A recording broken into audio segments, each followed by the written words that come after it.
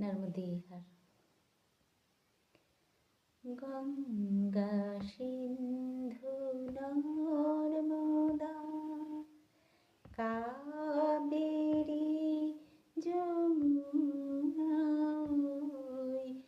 বহিয়া চলেছে আগের মতন কইরে, আগের মানুষ কই। গঙ্গা সিন্ধু নর্মদা। কবির কণ্ঠে এই কথা কেন? কই রে আগের মানুষ কই? মানুষ মানে কি? দুটো হাত, দুটো পা, দুটো চোখ, এসব থাকবে, এরাই তো মানুষ।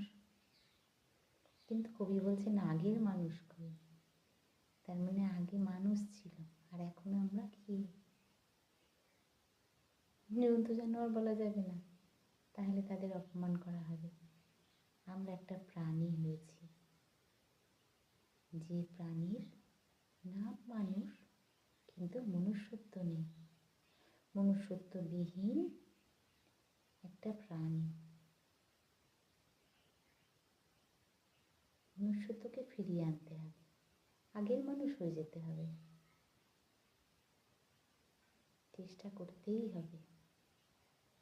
মনুষ্যত্ব এসে গেলেই আবার মানুষ হয়ে যাব।